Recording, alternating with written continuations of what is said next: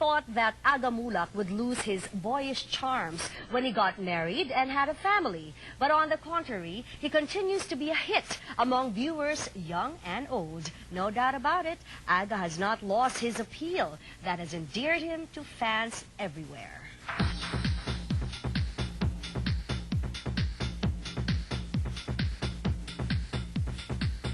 Aga maintains a dizzying schedule. Isa sa mga dahilan nito ay ang kanyang sitcom na Okay Fine Whatever, which is a consistent top-notcher in the ratings game. Happy naman ako nung parang gusto ko na makasama si Bayani talaga for the longest time. Even when I was doing Okay Doke Do. Sinasabi ko sana next na sitcom na gagawin ko makasama si Bayani. But then, unfortunately, when we stopped airing Okay Doke Do, si Bayani was still with Kain and Steph, Kain and Steph. So I had to wait for him.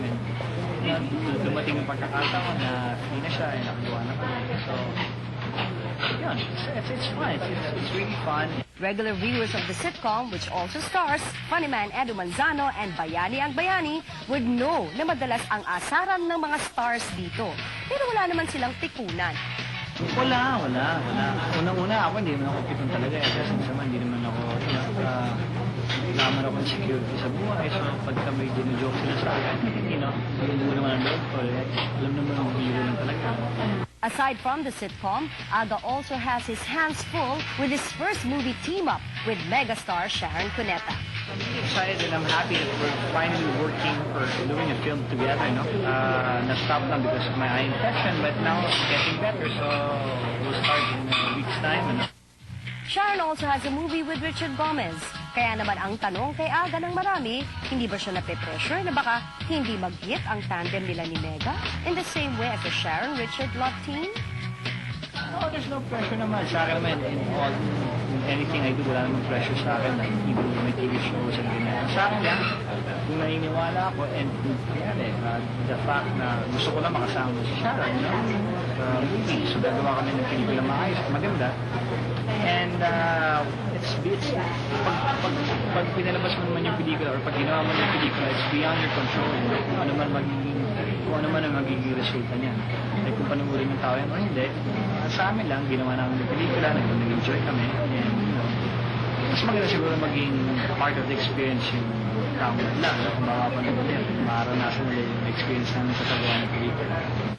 Of course, no matter how busy Aga may be, he would always have time for his family.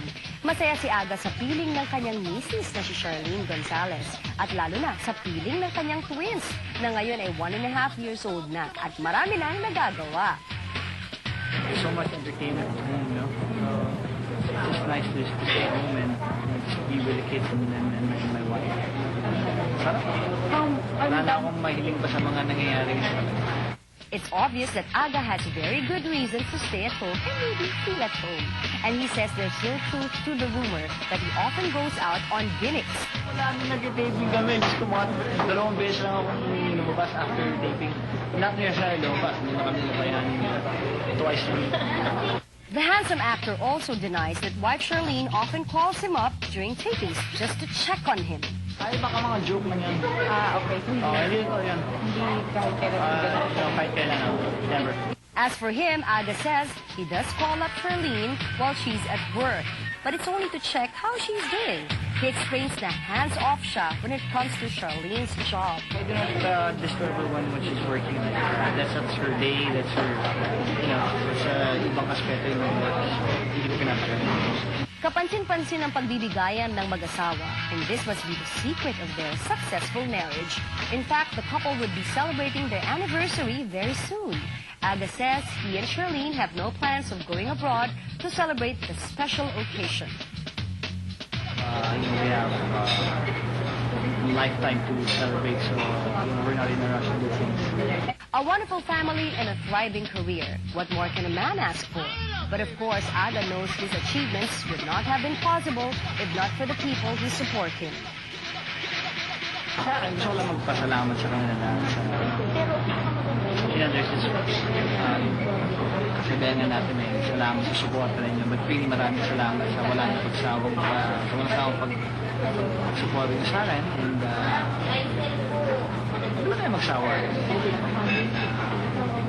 Maging masaya rin kayo na.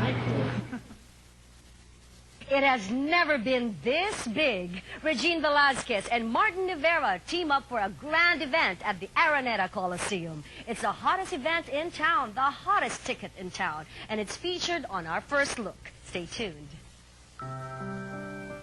Next on Cinema News 1, being an actress is a tough job, but being a mother is even more difficult.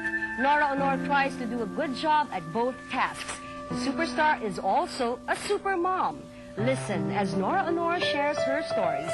Tune in to Cinema News 1 on May 8 and find out how Nora Honor, the superstar, manages to be a super mom.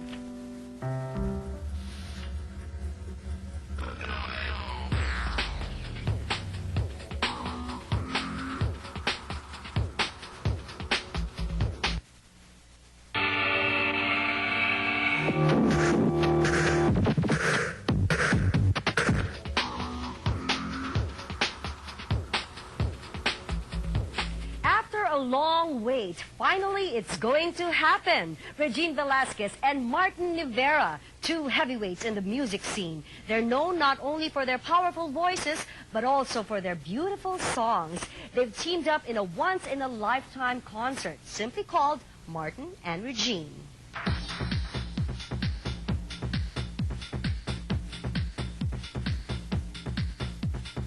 They have toured the world together, and now they're capping the tour by mounting a concert for their countrymen back here, back home.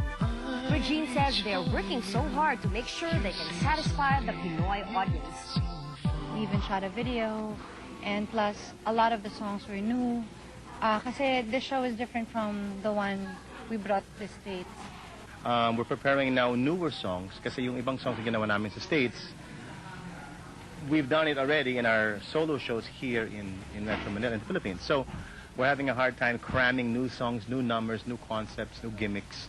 Para iba naman yung show dito sa Philippines. Asia Songbird admits that compared to their concerts abroad, mas nakaka-nervyos ang local version nito. Mas nakaka-tense actually yung show dito kasi we didn't have enough time anymore to rehearse.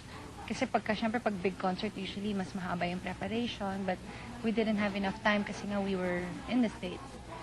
This isn't the first time na magsasama sa isang malaking concert ang Asia Songbird at ang Concert King. They performed in the Concert Voices circa 1992 pa. But still, the beautiful singer considers it to be a different and an exciting experience. I'm given a chance to work with him again, and I'm really very excited. I had a wonderful time working with him in the States, and we got to know each other a little bit, and we spent time together na hindi naman work, na just for fun. It was nice.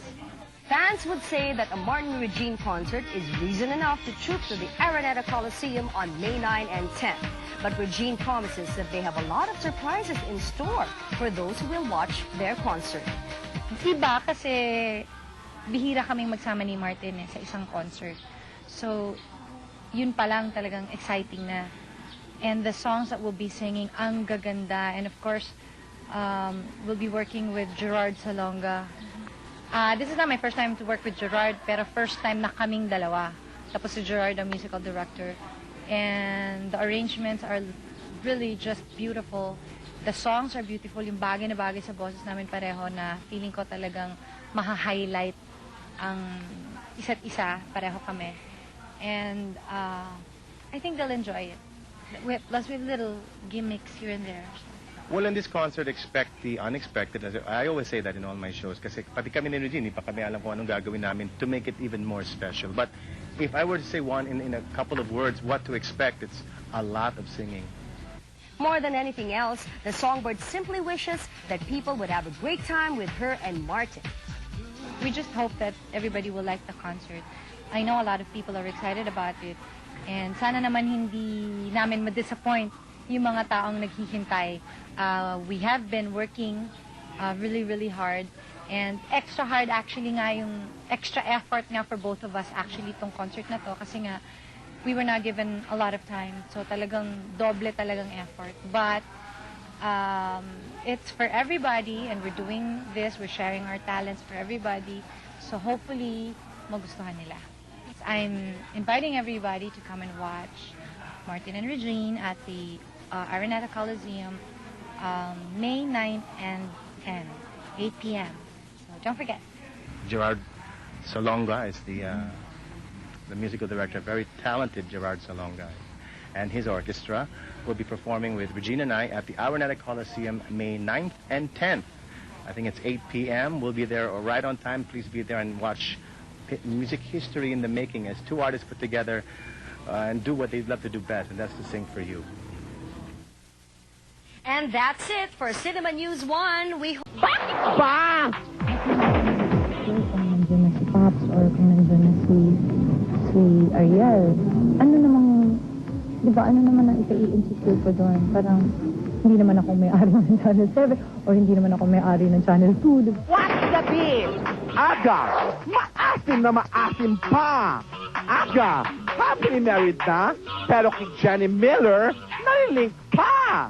Before, pantay. Ay, saya na ako dyan. Gusto nung pa, 100 babae na nilig sa akin. Ano ba naman ang +1? Okay lang yun. At least, kita mo naman. Matipuno pa ako. Pero,